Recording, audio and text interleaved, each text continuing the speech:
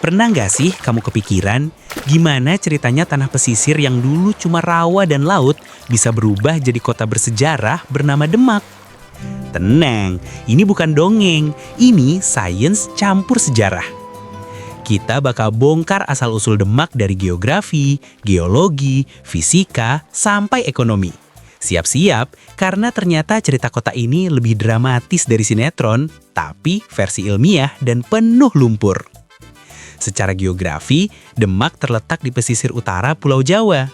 Posisi ini bikin Demak dekat laut, dekat jalur dagang, dan dekat dengan cerita-cerita kapal yang hilir mudik sejak ratusan tahun lalu. Di utara, Demak berbatasan langsung dengan Laut Jawa.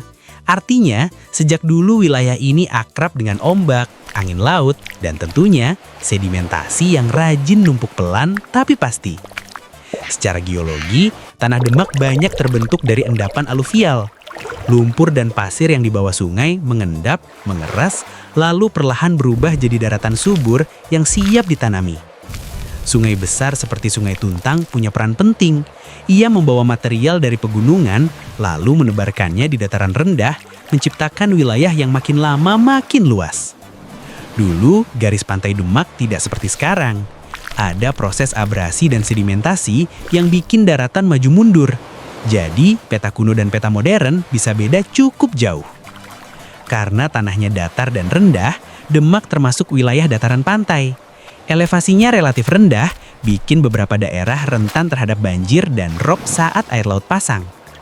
Fenomena rob terjadi karena kombinasi pasang laut dan penurunan tanah. Ini bukan sulap, tapi efek alam yang berkaitan dengan tekanan air dan kondisi geologi setempat. Secara administratif, Demak terdiri dari banyak kecamatan seperti Sayung, Meranggen, hingga Bonang. Masing-masing punya karakter unik dari pesisir hingga area yang lebih padat penduduk. Nama Bonang mengingatkan kita pada Sunan Bonang, salah satu tokoh penting penyebaran Islam di Jawa.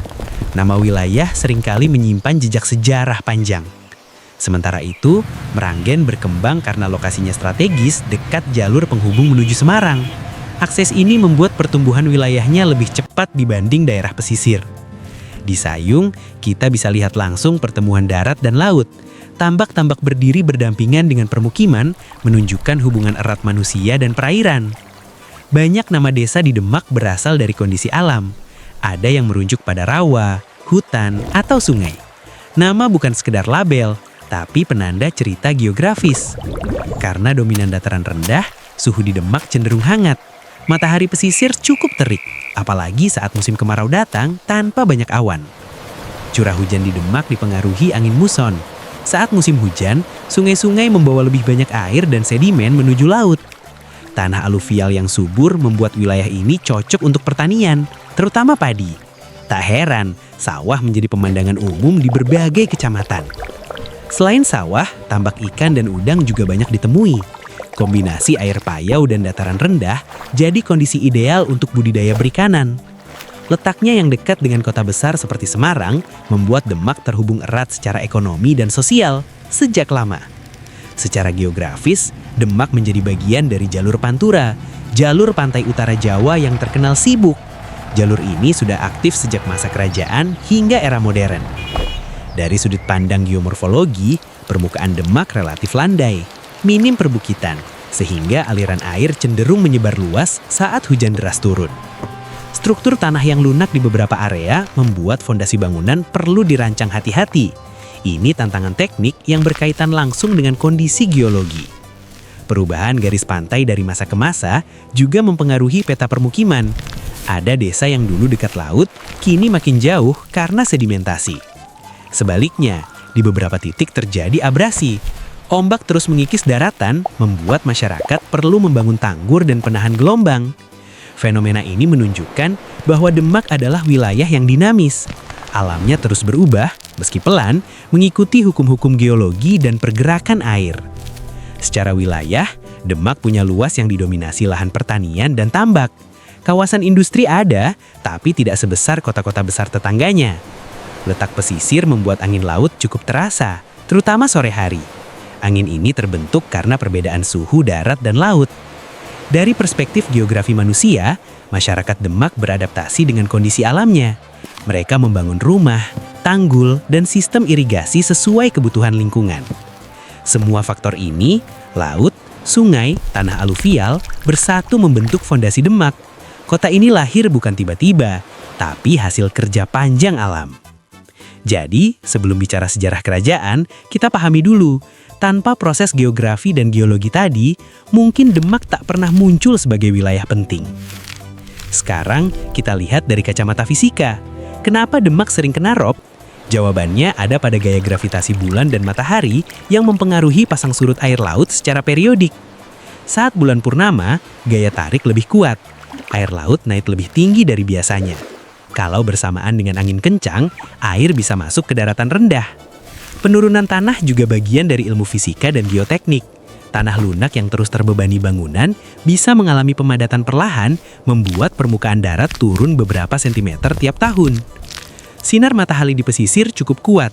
Energi panas ini mempengaruhi penguapan air tambak dan sawah, bagian dari siklus hidrologi yang terus berputar tanpa henti. Angin laut sore hari terjadi karena perbedaan suhu.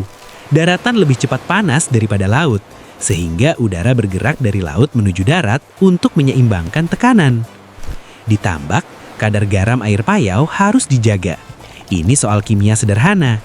Konsentrasi garam mempengaruhi kehidupan udang dan ikan yang dibudidayakan. Tanah aluvial kaya mineral dari hulu sungai. Unsur hara seperti nitrogen dan fosfor membuat padi tumbuh subur, menjelaskan mengapa pertanian berkembang baik di sini. Fenomena abrasi terjadi karena energi gelombang laut. Ombak membawa energi kinetik yang terus mengikis daratan sedikit demi sedikit, terutama saat badai. Sementara sedimentasi adalah kebalikannya. Partikel pasir dan lumpur kehilangan energi saat arus melemah, lalu mengendap dan membentuk daratan baru. Semua proses ini menunjukkan bahwa Demak adalah laboratorium alam terbuka. Fisika, kimia, dan geologi bekerja sama membentuk lanskap yang kita lihat hari ini. Masuk ke sejarah, Demak dikenal sebagai pusat Kesultanan Demak pada abad ke-15. Dari sinilah pengaruh Islam menyebar luas di Jawa. Tokoh pentingnya adalah Raden Patah, pendiri kesultanan. Ia memimpin Demak menjadi kekuatan politik dan perdagangan yang disegani. Ada juga peran besar Wali Songo dalam penyebaran agama dan budaya. Mereka berdakwah dengan pendekatan damai dan kreatif. Salah satu peninggalan paling terkenal adalah Masjid Agung Demak yang dipercaya berdiri sejak abad ke-15 dan masih kokoh hingga sekarang. Masjid ini unik karena arsitekturnya memadukan budaya Jawa dan Islam. Tiang Soko Guru menjadi simbol kekuatan dan persatuan masyarakat saat itu. Selain wisata religi, Demak punya pantai seperti Pantai Morosari yang sering dikunjungi saat akhir pekan. Waktu terbaik berlibur ke Demak biasanya saat musim kemarau, sekitar Mei hingga September ketika cuaca lebih cerah dan risiko hujan lebih kecil. Saat bulan Maulid, kawasan masjid biasanya lebih ramai karena ada tradisi grebek besar. Suasana meriah, penuh warna dan kegiatan budaya. Letak Demak yang dekat dengan Semarang juga memudahkan wisatawan. Akses jalan relatif mudah ditempuh kendaraan pribadi maupun umum. Perpaduan sejarah, budaya, dan lanskap pesisir membuat Demak bukan cuma kota transit, tapi destinasi yang punya cerita kuat di setiap sudutnya. Sejak masa Kesultanan, Demak berkembang sebagai pusat perdagangan. Letaknya di pesisir membuat kapal-kapal mudah bersandar dan bertukar komoditas. Komoditas utama dulu termasuk beras dan hasil bumi. Tanah subur dari endapan sungai jadi modal ekonomi yang sangat berharga. Kini, sektor pertanian masih penting. Sawah luas menghasilkan padi dalam jumlah besar, mendukung kebutuhan pangan regional. Selain pertanian, perikanan tambak juga jadi tulang punggung ekonomi. Udang dan bandeng dari tambak dikirim ke berbagai kota. Letak di jalur Pantura memberi keuntungan logistik. Barang dari dan menuju kota lain bisa bergerak cepat lewat jalur darat utama. Kedekatan dengan Semarang membuka peluang kerja dan perdagangan. Banyak warga yang beraktivitas lintas kota setiap hari. Pasar tradisional tetap hidup, menjadi pusat interaksi ekonomi lokal. Disinilah hasil sawah dan tambak bertemu pembeli.